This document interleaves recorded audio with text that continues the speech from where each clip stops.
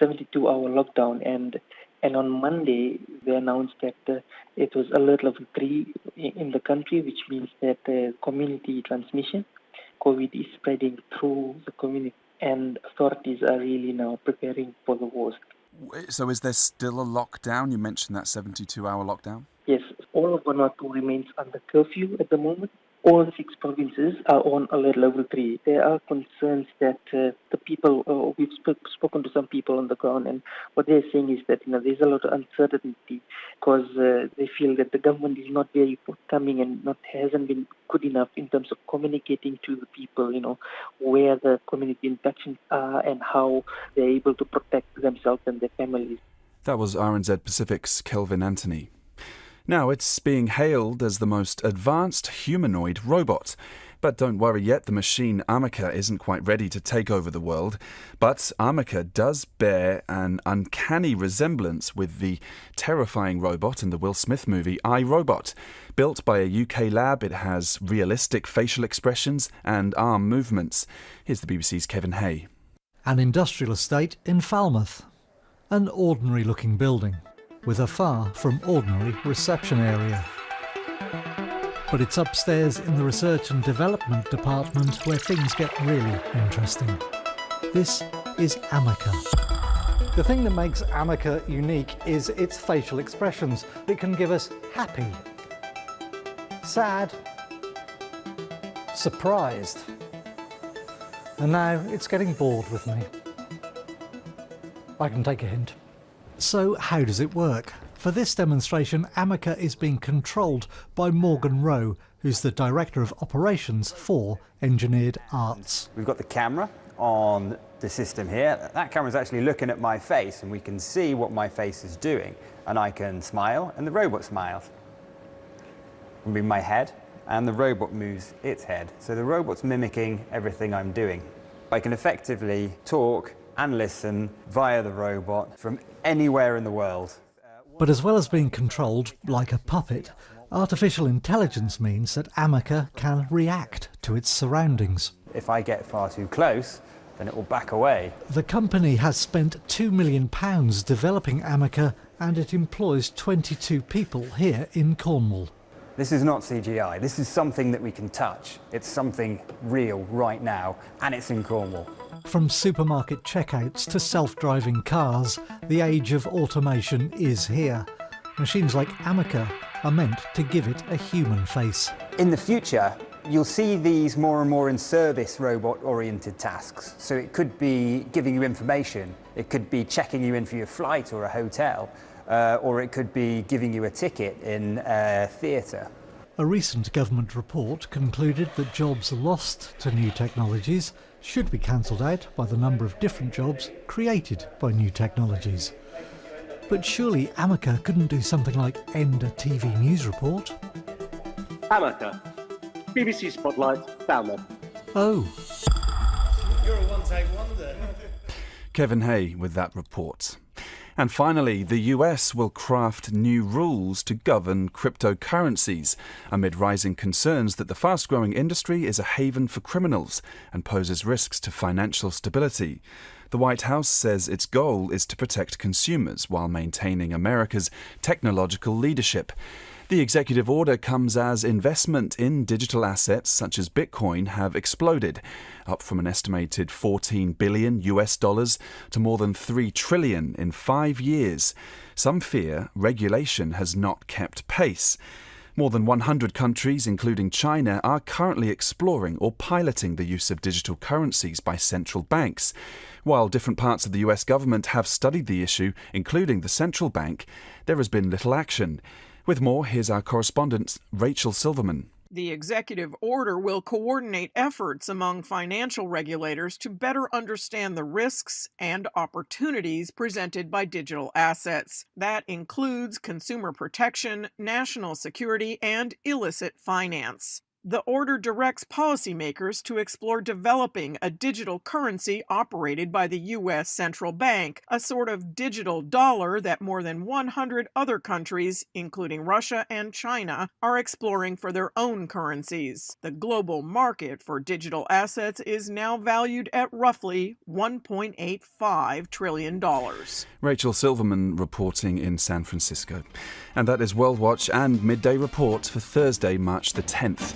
We'll be back tomorrow with the latest news from Aotearoa and around the world. But for now, from the Midday Report team, have a wonderful afternoon.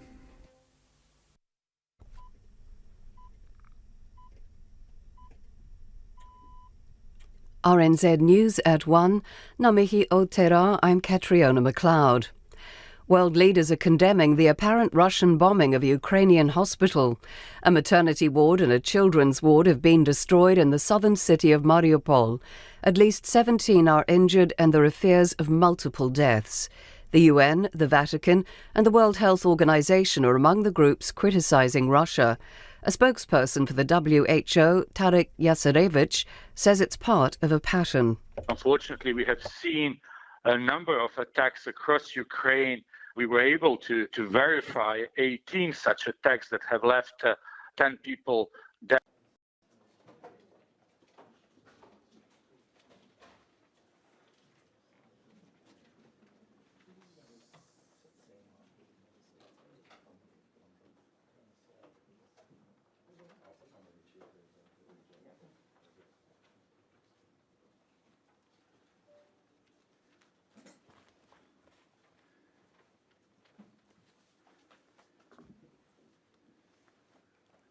Oh, kia ora koutou katoa, no mai haere mai ki te manatu hauora.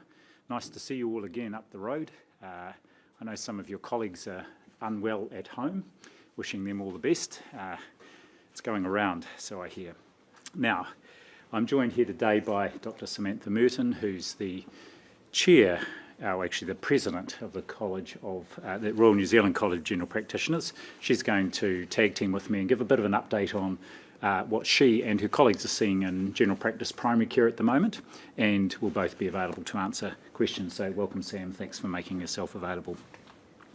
So first, just an update on the latest situation. Today, we're reporting 21,015 new community cases of COVID-19. Of those, 845, not of those, but at the moment we have 845 people in hospital. And of those, 16 are in intensive care or high dependency units. And our total number of active cases is 208,625 across the motu. So, since the 23rd of February, so roughly the last couple of weeks, about 87% of our reported cases have been diagnosed through use of rapid antigen tests. 4% are rapid antigen tests with a confirmatory PCR test, and the remaining 9% have been diagnosed with PCR tests. The vast majority of results in recent days are rapid antigen tests, and so of today's cases, 97% have been diagnosed with a rapid antigen test. Today in the northern region, we're seeing a similar number of hospitalisations as we've seen in the last couple of days, at 587. Suggesting perhaps the numbers are levelling off there, but my colleague Dr. Andrew Auld, who's the Chief Clinical Officer for the Northern Region Health Coordination Centre, will provide an update in Auckland tomorrow, and we'll be able to go into that in more detail. An update on our whole genome sequencing. Nationally, our data since the beginning of the year, 1st of January, shows that 21% of people hospitalised who had their genome sequenced had the Delta variant, and 79% were Omicron variant, reflecting the fact that most of our cases in hospital through January were Delta. By comparison, of hospitalised patients who had samples received at ESR and whole genome sequencing in the last 4 weeks, none had the Delta variant. The Delta variant, in fact, was last detected in any community sample that was sequenced in mid-February. That was the 15th of February. And ESR's latest report from this morning shows that of the most recent 47 hospitalised cases where there was sequencing done, they were all Omicron, and of those, 25 were the BA1 subvariant and 22 the BA2 subvariant.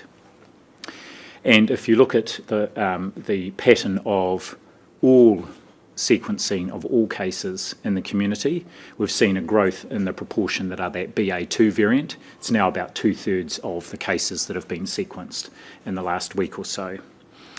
So saying, although we haven't got any of our recent hospital admissions with the Delta variant, we do know Delta is still out there in the community. And for example, at least 38 cases in the week ending 5th of March were epidemiologically linked to the Delta outbreak, just that none of those were sequenced. One of the challenges I know parents have been having is reporting rapid antigen test results for their children or for other dependents online. So I want to acknowledge those who have been trying hard, perhaps ringing the 0800 number and experiencing delays. We are aware there was a temporary issue on Tuesday this week where some callers felt that had a problem with registering their cell phones for callbacks and weren't receiving that callback. We've increased capacity in the 0800 system, so that phone number now has increased capacity. That's 0800 222 478. But what I can say is also from tomorrow, parents and caregivers will be able to report test results for children 12 and under and other family members through My COVID Record as well. So we've increased capacity on the phone line and they will be able to do it online from tomorrow. Once again, and reflecting back on the fact that 97% of our cases today are from people having logged their positive rapid antigen test, I want to thank everyone who is doing so, and it really does help us understand the extent of the outbreak and the pattern across the country. But at this point, I want to hand over to Dr. Merton to give us an update from primary care. Kia ora. Kia ora, thank you, Ashley. So, in general practice and across anything in primary care, you can imagine that there's been a massive change in the volume of work, and it's been quite substantial. The college put out a survey to all its practices, and we had 478 responses of the 1,000 practices that are across the country, and 30% of them were looking after more than 20 patients a week ago, and 80% of them are looking after more than 20 patients now. So in my practice, in the last 2 weeks, I've gone from 1 patient to 57 patients the following week to 127 the week following that. So it has put a huge amount of work on general practice.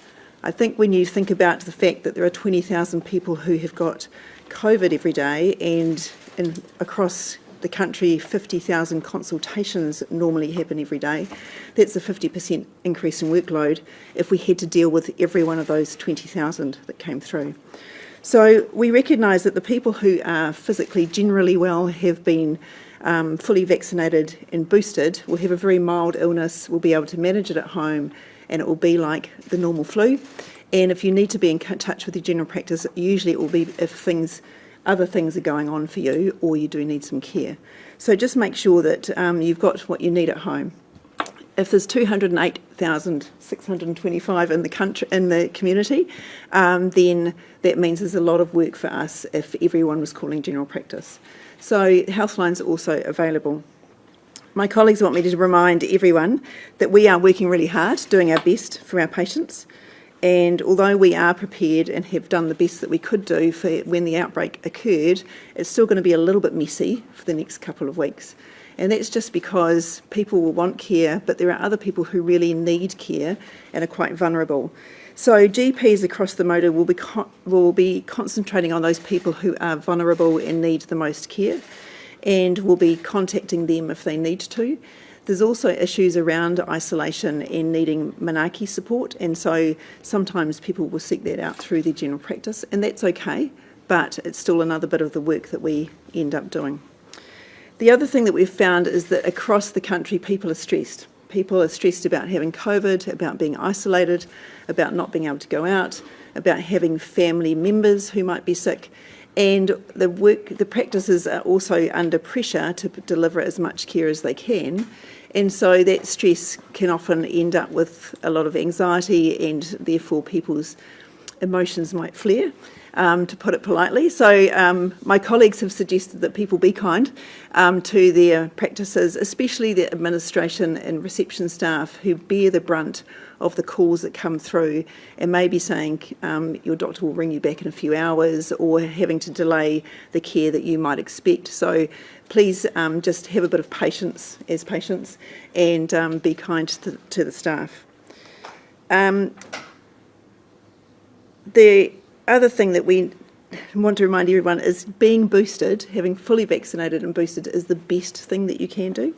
And also that as general practice, we are as open as we can be for providing service, and don't delay or defer your care, because we have found previously when there was a lockdown 2 years ago that after a couple of weeks we'd start to see people coming back in who had let things ride for a while. And please don't let things ride. Please be in touch with your general practice if you need to, because that's what we're there for, even though we might be a little bit under pressure. Thanks very much, Ashley.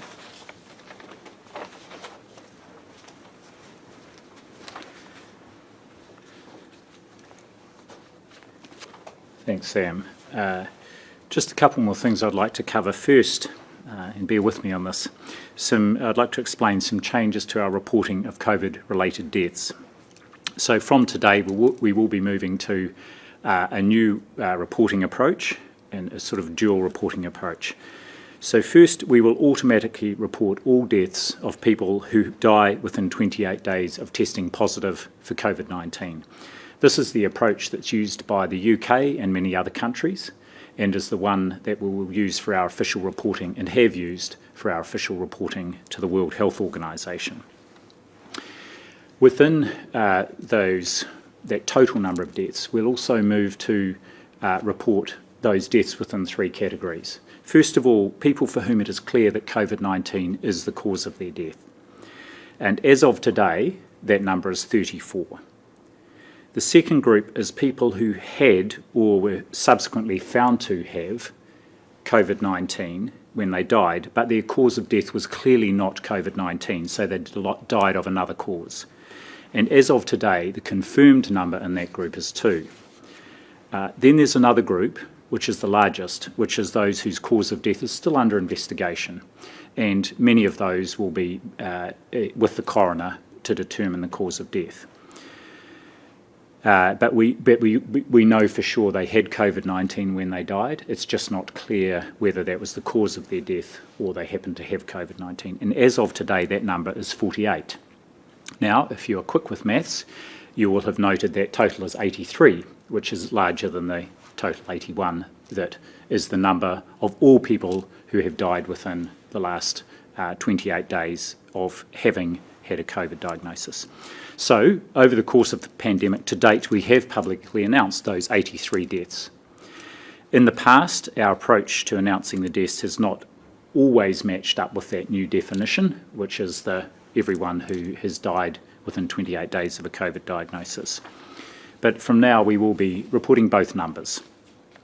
We've also done some reconciliation of our numbers, and over the last 2 weeks, there have been an additional 9 deaths that are recorded in our deaths database of people who have died within 28 days of a COVID diagnosis, but those hadn't to date been publicly announced. Now, the main reason for this is these are people who might, for example, have died in an aged residential care facility. A GP might have certified the cause of death, but it wasn't notified necessarily to our public health unit and notified through our old system. So, I want to just confirm that our total number of COVID-related deaths to date, and we'll just recap on this because there are quite a few numbers here, now sits at 91. And this is when we add in these additional deaths that have occurred in the last fortnight, including one just yesterday at North Shore Hospital, that we are capturing from our deaths database.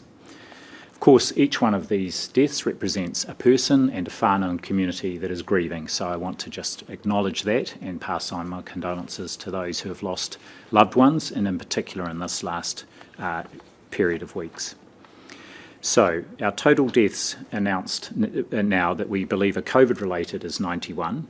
We will provide an update on that number as there are new deaths recorded on our website.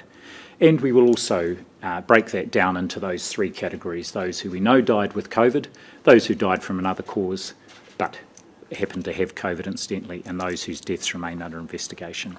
I do want to emphasise that New Zealand's total number of deaths remains very low by international comparison, and our death rates. And furthermore, and this is important, New Zealand has a very low case fatality rate internationally, which means that people who get COVID here are getting the right care they need and are being well looked after, whether that's care in the community in general practice or through other community providers, or whether they require hospital level care, including intensive care. Finally, I want to finish with an acknowledgement and acknowledge our health work across our health workforce across the motu, who are just responding extremely well to this rapid increase in workload that Sam has outlined. I'd particularly like to give a special shout out today to the extra effort that our home carers are putting in for disabled whānau, those who require home and community support services, and for those people who receive those services who often, because at the moment their usual carer might be unwell, they are being cared for by someone different, and just want to thank and acknowledge that.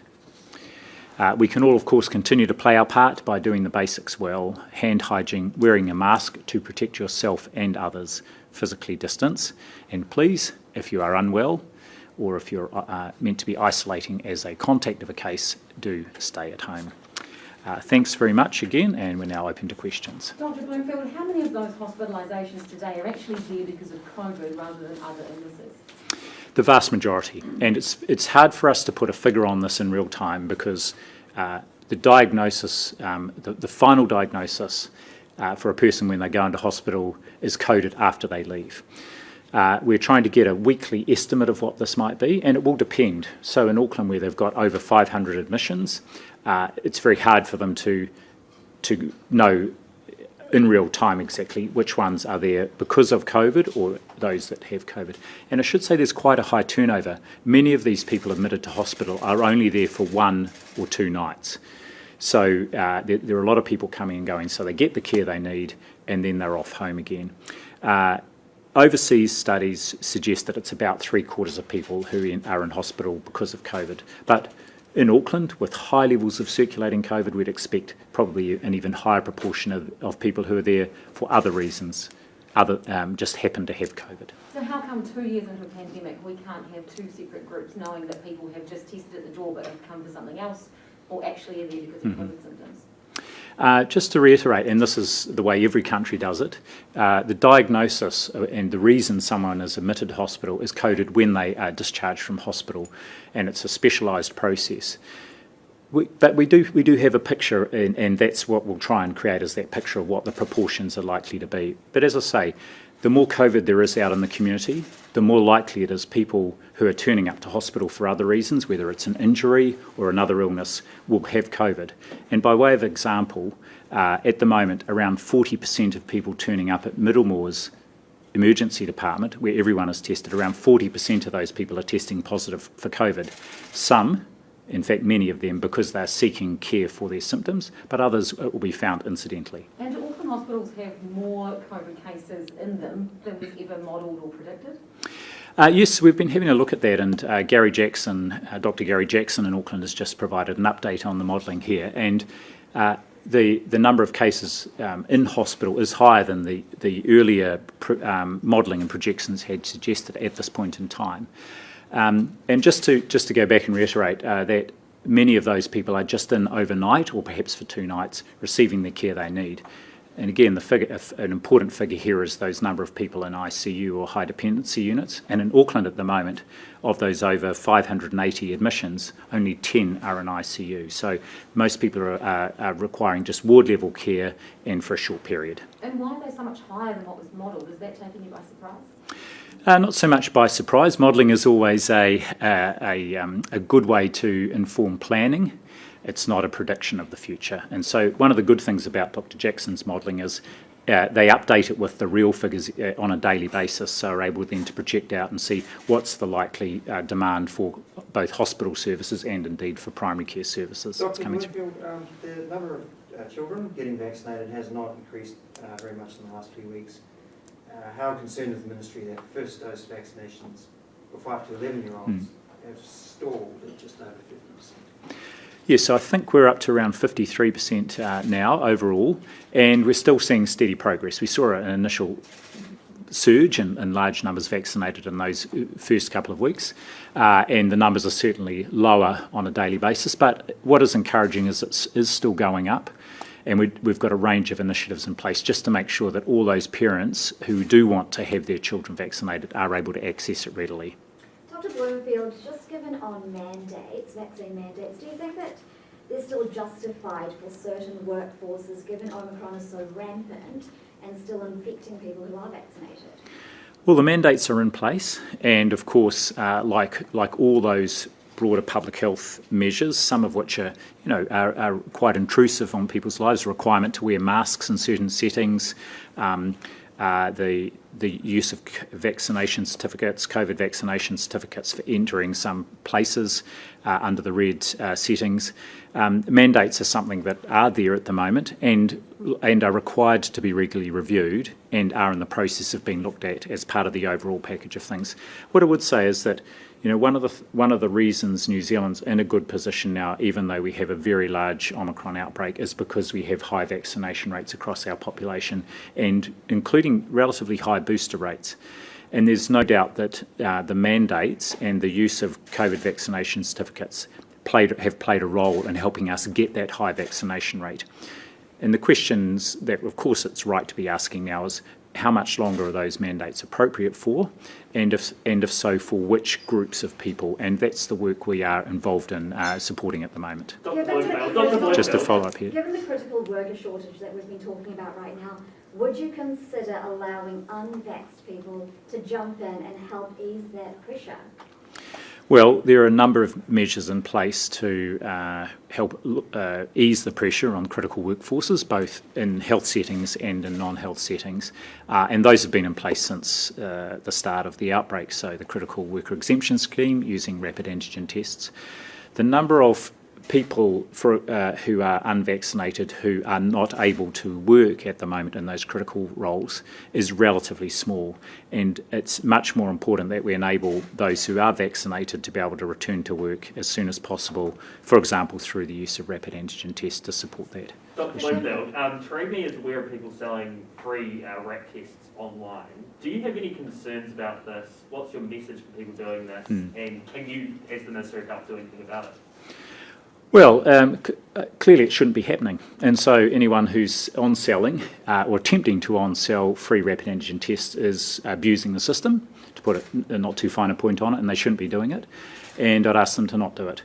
Those rapid antigen tests are there for a purpose, and they are there for people to use to help keep themselves and others in the community safe. Also, you talked about issues with people logging into My COVID Record and recording their RAT tests. Are you confident that the people logging on and recording their RAT tests is providing an accurate representation of the amount of cases out in the community at the moment? Yes, this is a good question because we don't know how many people are testing each day and not necessarily recording. But we've got a bit of an indication here. We know that at the moment we've got about a 40% positivity rate of rapid antigen tests being recorded in the Auckland region, for example, and it's fairly consistent around the country. So the good thing here is there are a lot of people who are testing and recording their negative result. It's not really possible to ever know exactly how many people are testing and not recording their result, but what we're intending to do here is, if we assume that about the same proportion of people will, over time, will record their result, we'll look at what the trend in that positivity rate is, and that will give us an indication of whether the number of cases is going up or going down. So is there more regions, essentially, where this is easier to do, or you're seeing more of this happen, and is there more of regions around the country where this is an area of concern? I don't have any information on any regional variation, but we're going to start looking at what the positivity rate for rapid antigen test reporting is by District Health Board region, and we'll be able to report that. Does the Dr. new Bloomfield, way... just on boosters for under 18, so you got some advice from technical advisor group yesterday on vaccine boosters for under 18? Yes, the advice has come through in the last week or two, and I got a formal memo about that yesterday, yes. Okay. Can you sort of tell me a bit about what it said and when a decision for boosters for under 18s might come? Well, the decision will be up to ministers, and they're going to have a discussion about it in the next wee while, in the next few days. Broadly, the advice was saying that, and this is similar to a number of other jurisdictions, the evidence from studies about the balance of benefits and risks of boosters in people aged 12 to 17, it's only a limited amount of evidence. So it's very much looking at what the risks and benefits might be. Overall, more countries are making it available for 16 and 17-year-olds, so routinely available if they want to get it, but not for that younger 12 to 15-year-old group. And so that's the gist of the advice that we've got from our team of technical experts. The question then is the decision for ministers about making that available for that group if they want to do that. One thing I would say is that Pfizer has also applied to have the vaccine approved as a booster for 16 and 17-year-olds, and that is going through the MedSafe process at the moment, and will likely be a decision in the next few weeks on that. Okay, and I've also heard about the huge workload, obviously, primary care's under, with huge increase in cases. Are you sort of confident, just generally, that everything is working as it should be at the moment, and there's no one sort of out there at home really sick that's not able to get the help they need or care they need? Well, I'm going to make a comment, and then Sam will be really well placed to perhaps back me up on this. That's, we've set up the system to try and avoid the situation where people will fall through the cracks. So it's got a number of layers on it to help ensure that people don't fall through the cracks, particularly those people who may be vulnerable or have pre-existing conditions. As we get into the outbreak, I'm increasingly confident that the systems are working and that the various layers, the safety nets, do come into play as they should. Sam, I wonder if you might want to comment on that too. Yeah, I think from the workforce point of view, we're getting notifications from patients with their rapid antigen tests and making sure that people do send that through so that we do have a notification. Then we will filter those people, make sure that we're getting to the right people, which gives our workload a little bit of stability. But it's still, most of our practices are looking for nursing staff and they're not available. And so it is quite tricky to make sure that we're keeping up. I think as far as the safety nets and people falling through the cracks, with the systems that we have and the fact that they are now reporting all their tests, then we know everyone who might be positive and can make sure that we're feeding into making sure they're okay. Yeah. Have you heard any incidents of people getting angry with GPs or staff? And if so, what has some of the abuse they may have faced? Yeah, so we have had situations in many practices where people have been abused, yelled at, things thrown at them. We have had, I know in my practice, I actually have a sign on the wall which I put up a long time ago that says, "We value and respect our reception staff, we hope you do too." So the fact that we have to put a sign up like that shows the way some people respond to the services. The other thing is that we are trying to protect our staff and the other patients in the building, and so having to corral people at the door and ask them questions, people will infrequently, but sometimes will tell us lies about what's going on in their health, and will turn up and be in a room and then turn out to be COVID positive, and they won't have told us they've had any symptoms. So it is actually quite a struggle, and we have to put up more barriers, which makes it really hard for patients. So just on that as well, are places essentially needing to put more security in place? Like, is there like security guards? I think there are practices that have taken the step of putting up security guards. The practices have also had locks on their doors so that you can't just walk in. I know in my practice we've signs everywhere that say no entry, no mask, no entry, and we've worked really hard with our patients to make sure that we're doing the best that we can to serve them. We do have the option of having a lot of really good car parks, and Wellington weather has been amazing for the last few weeks, so it's not too bad. But that's the problem that we have, is where else do you provide the care if they can't come into the building? Yeah. For either of you perhaps, is it still correct to refer to the BA2 subtype as an Omicron subtype, or at what point can we actually, might we be compelled to recognise it as a different strain entirely? Well, I'm not an expert in these matters, so if the people who are experts are clear that it is a sub-strain of Omicron, then I think it's reasonable to go with that. I think what is clear, and we're seeing it in New Zealand, is that the BA2 subvariant has got a slight transmission advantage over BA1, and as we've seen in other countries, here in New Zealand, our whole genome sequencing is showing that it is taking over really as the dominant subvariant. There was an American epidemiologist who told a TV show this morning that people with boosters have 70 to 80% chance of protection against infection for Omicron. How does that compare to the stats that you have here for us in New Zealand? Well, I'll make two comments. First of all, there's no doubt that boosters do provide protection against getting infected in the first place from Omicron. That was unclear early on, but that is definitely the case. There is increasing evidence of that. But it's also clear that, like the two-dose primary course, that the effectiveness of boosters wanes, and relatively quickly, in terms of protecting people from getting infected or from being infected with symptomatic illness. The protection stays high, still very high for some months against hospitalisation and death. And of course, the key thing is, what does that imply for our vaccination program? And there's questions being raised, and our scientific group is looking at it, about whether there may be a need for further booster doses, particularly in older people or people who are vulnerable. So that's work that's in progress here at the moment.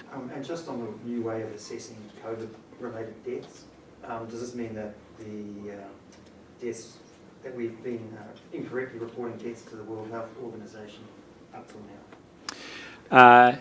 I would say that our approach has been more inclusive than the official approach that is taken, which is anyone who's died within 28 days of a COVID-19 diagnosis. And the reason for that is we have some deaths we report that might not fit that definition. For example, someone who's been in hospital for an extended period of time, but the primary diagnosis and perhaps the cause of their decline and death was COVID-19. So that's why you'll see the official number we report to WHO with that standard definition will be lower, and it's 81 at the moment, is lower than our overall total, but we will report both publicly.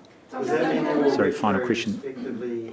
Retrospectively assess the figures previously reported to WHO and then review them? The figure reported to WHO is correct. The additional deaths that we have found is by looking back just over the last couple of weeks that have been captured actually by that 28-day rule, rather than having come through our other reporting avenue through public health units that we have relied on previously as well. There's a question. Why we think that hospitalisation numbers in Auckland are plateauing when they're almost 100 more than yesterday and about a 10% increase on the previous high from earlier this week? My reading of the number today, and I'm not sure if I've got it right, but my understanding was the number was about the same as yesterday, and the number in ICU had actually dropped from yesterday. But I'm happy to come back to you on that. Certainly the case numbers in Auckland appear to have plateaued over the last few days. We will know in maybe 2 or 3 days whether that represents the fact that case numbers may have peaked in Auckland, and we would expect them to peak in Auckland earlier than the rest of the country, because that's where the outbreak really took off first. Yep. So as a follow-up there. Can you tell us of today's numbers, how many of the hospitalisations and people in ICU are Māori? Sorry, not off the top of my head, although just stand by there. I may have that information here, and I'll just have a quick look in my report.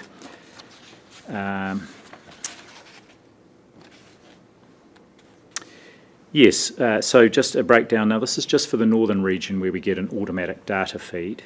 In the northern region, of the people hospitalised today, 125 are Māori, 224 are non-Māori, non-Pacific, and 199 are Pacific. So we do collect those data and have them available. And if it's helpful, we can also report those on our website each day. Just on rapid antigen testing, what information are you getting or seeing from overseas around the swabbing of the mouth and throat with these tests, along with the neck nose? Yes, so and this is I've been watching with interest some of the experience of people here in New Zealand, and you will have seen or heard directly from friends or colleagues about people who have maybe had 1 or 2 negative tests before they get a positive test. So it's not uncommon, especially if people test early in an illness. And then some people who are swabbing both throat and nose and finding that they are returning a positive test. I've not seen anything specific internationally, and of course the main thing is that people follow the instructions of the manufacturer for that specific test. But if people are swabbing both throat and nose, I mean there's nothing necessarily wrong or bad about doing that. So I'd encourage people to follow the instructions, but certainly swabbing the nose is most important. Also, just on long COVID, how much of a problem do you envision it to be, and what percentage of those who get COVID are likely to suffer from long COVID? Yes, well, there have been a number of studies on long COVID. I should say that most of the ones that have been published are the estimates, which were around 30 to 40% of people having some sort of long or ongoing symptoms, were from people that had COVID in the first part of the pandemic, so those earlier variants. What will be interesting to see and most pertinent to New Zealand is what the rate of long COVID symptoms are for people who have been infected with Omicron.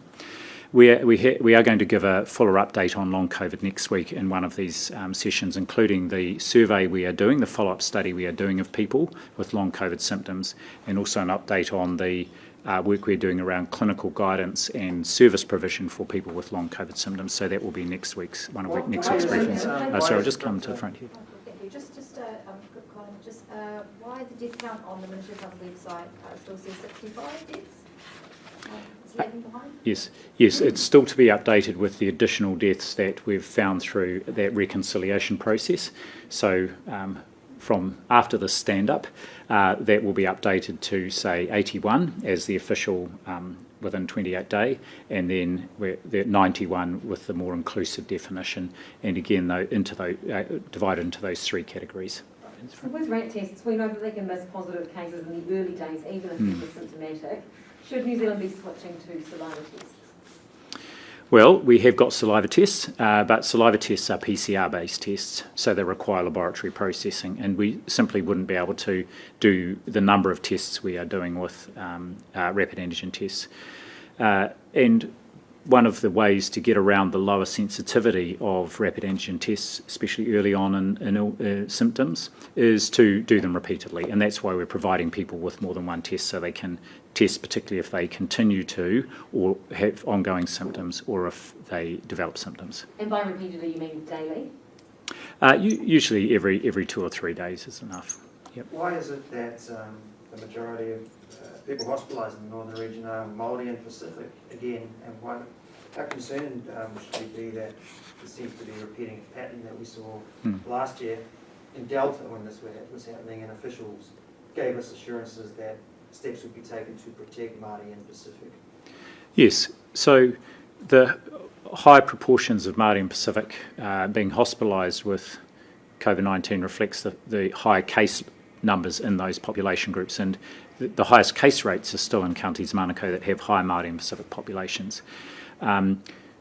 For my part, I'm happy that those people are getting the care they need, whether it's in the community and through general practice and support they need, or the hospital care they need. And again, we're seeing only small numbers of people requiring intensive care or high dependency care, and people being in hospital just for 1 or 2 days, getting the care they need, and then being able to look after themselves at home. So we would expect to see higher rates of hospitalisation amongst those 2 groups. And again, one of the reasons for that is higher rates of pre-existing conditions, which are more likely to be exacerbated if they do have COVID-19. So I would take this as a sign that the health system is responding rather than any particular problem. Well, the highest number of hospitalisations yesterday was in Auckland, wasn't it? Not counties like Talking about rates, it has been at counties. What specific underlying medical conditions do you need? Well, the sort of medical conditions, actually this is a good opportunity for me to hand over Sam, so the sorts of pre-existing medical conditions that would be exacerbated by COVID. So the things that we are looking at, if we're going to contact people who we're worried about. We'll be looking at people who have got asthma, who have got chronic lung disease, who have got congestive heart failure, so heart disease, and then uncontrolled diabetes, and people who have other lung conditions that may make them more vulnerable. So those are the groups that we're looking at, specifically at Māori and Pacific people, and then especially our older people over 75. So there are a range of groups that we look through and make sure that we're keeping an eye on them. And by keeping an eye on them, what do you mean? So what we're doing in our practice is, if we have someone who fits that criteria, then we'll be ringing them early. I've asked my patients who I am concerned about to make sure they test early, so that I know as soon as I can that they are unwell. And then also giving them pulse oximeters, doing daily checks on them, making sure that at day 5 that they have the proper testing or reviews done, and then making sure that their information is also loaded into the CCCM, which is the combined platform that we can use, so that if they do need out-of-hours care, Healthline or the hubs can see what's going on for them. Many of those people are in larger whānau as well, and so therefore there's a whole mixture of other things that are going on for them. Yeah. Any final questions? Yeah, just the changes to how you report the death rate again. Was the reasoning behind that as well to offer some clarity around who is actually dying from COVID-19? Because there had been criticism in the past of the way you guys had reported that. Yes, so the main reason is that when we've reported deaths, invariably in our media releases and or at stand-ups, they're ones that have been reported through our public health units via our EpiServe database. But with public health units not so actively involved in the management of cases now, with that happening in a range of settings, including primary care, aged residential care and hospitals, we needed to sort of supplement that with our other mortality reporting database, which is the one where we found these other 9 cases that where people had died, had a COVID-related death in the last 2 weeks, but they hadn't been reported through our public health units. So it was to make sure our reporting was accurate. But also, the point you raise is a good one. It's important we understand whether people have died from COVID or with COVID, just as there's a lot of interest in hospitalisations in this regard. And we wanted to make that clearer to the extent we could. As I said, though, most of the largest proportion are those that are cases still under investigation, where we know the person had COVID, but it's not clear whether COVID caused their death or they just happened to be COVID positive at the time they died from another cause. What we're trying to do is be as inclusive as possible and also provide as much information as possible. Any final questions? Regarding the drop in self-isolation period from 10 days to 7 days, we've had some experts calling for like a test to release scheme where I think it was 1 in 6 people might be infectious beyond the 7 days. So that a test on the day 6 and 7 would allow us to find people who might still be infectious beyond that period. Can we get some comments on that? Yes, so we've, right through the pandemic, never used test as a criterion for releasing someone who we know is a case, so whether it was a PCR test or any sort of test. What we know is that people who are cases, the vast majority of them will no longer be infectious after 7 days, and a test per se is not a good discriminator of whether someone is infectious or not. The best discriminator is actually whether someone has ongoing symptoms. So whilst we have reduced the period for case isolation from 10 down to 7 days, if someone has ongoing symptoms, runny nose or coughing, then they shouldn't be, they should remain away from work and from others in other settings as well. But certainly a test is not very helpful at all in terms of determining whether someone remains infectious 7 days into their illness. All right, thanks very much. Appreciate you coming up.